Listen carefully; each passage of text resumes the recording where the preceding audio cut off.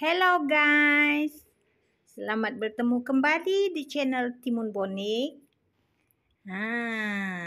Indahnya suasana kampungku. Ada kolam ikan guys. Non di jauh sana tuh kawasan sawah padi. Ini dia, tengok. Dalam usaha nak tebang pokok petai sebab pokok dah terlalu tinggi. Tak dapat nak panjat. So, kita tebang terus. Ni dia buah-buah dia yang gemuk-gemuk. Beginilah kalau kita hidup di kampung. Kita kena berkebun, bertanam padi. Beginilah prosesnya.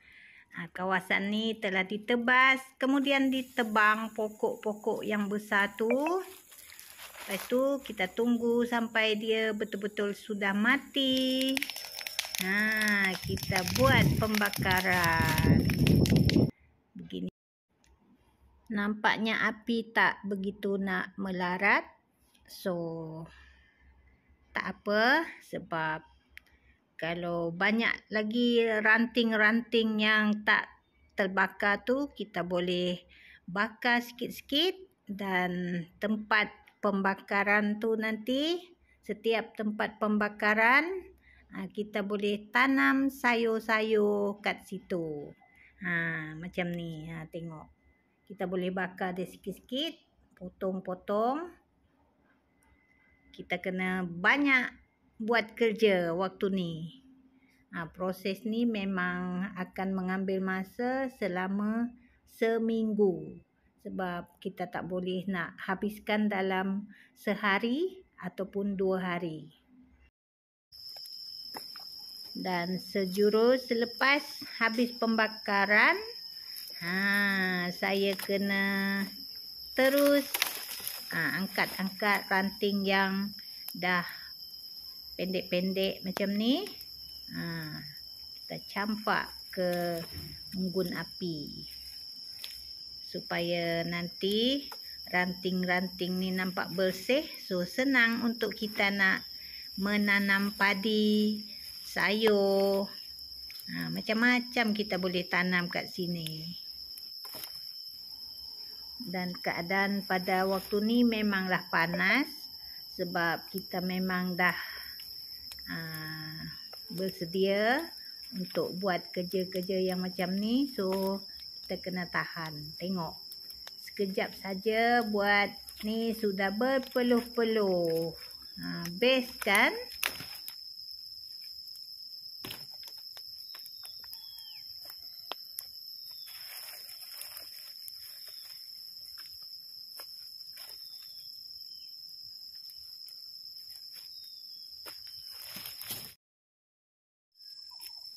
Kita bukan hanya buat kat satu tempat sahaja. Kita kena buat banyak-banyak tempat supaya nanti tanah dia pun bekas yang kita bakar tu lebih subur dia punya tanah.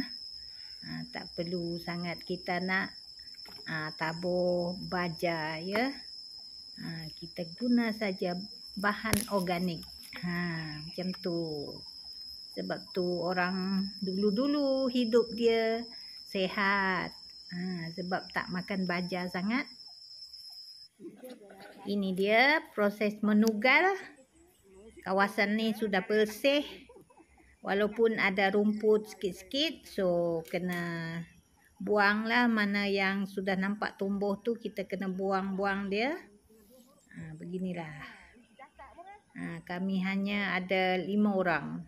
So, cukuplah untuk kali ini sebab tak ada anak-anak muda yang sudi untuk datang belajar macam mana nak buat kerja ni. Bukan senang sebenarnya. Lebih-lebih lagi bab kita nak letak biji benih tu. Risau nanti ada yang sampai 20-30 ke dia jatuh dalam lubang tu. Alamatnya nanti padi akan tumbuh dengan banyak. Lepas tu buah dia pun nanti tak cantik. Seelok-eloknya kita letak bawah 10 biji macam tu. So kita kena pandai kontrol kita punya jari tu supaya biji benih tu tak masuk terlalu banyak dalam lubang yang kita dah buat tu. Kalau musim berderau pada suatu ketika dulu, kebanyakan yang buat proses menugal ni adalah orang laki-laki. Tetapi sekarang dah ramai anak-anak muda yang dah tak minat dah. Sebab tu perempuan saja yang buat kerja-kerja ni. Tengok. Kawasan ni sebenarnya tak luas sangat. So rasanya boleh je habis dalam setengah pagi. Okey, sudah penat. Kita rehat dulu. Kita minum ke, makan biskut ke apa ke. Ini proses menugal sudah siap. Padi pun sudah selamat masuk ke dalam tanah. So inilah sayur timun, jagung yang saya dah tanam seminggu sebelum hari menugal ni. So sayur-sayur sudah tumbuh, sudah tabur awal, dan ni merupakan tumbuhan liar tapi boleh dijadikan sayur, menggantikan sayur toge.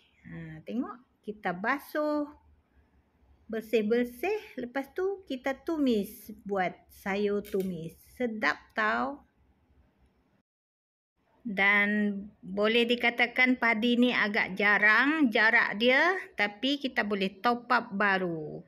Kita ambil biji benih yang baru, kita pergi top up lagi, tanam semula. Ni pula proses membaja jagung.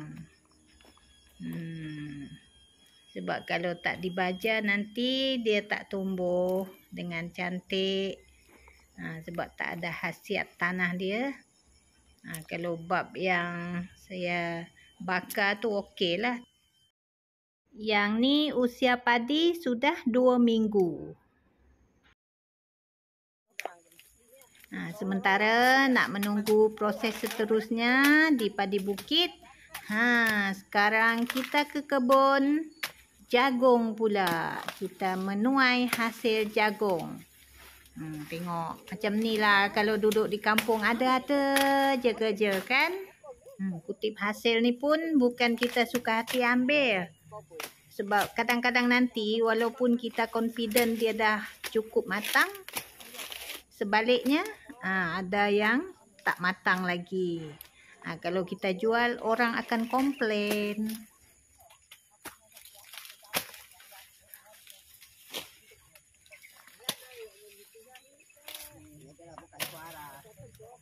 Siapa nak beli jagung manis ni dia besar-besar. Ini model.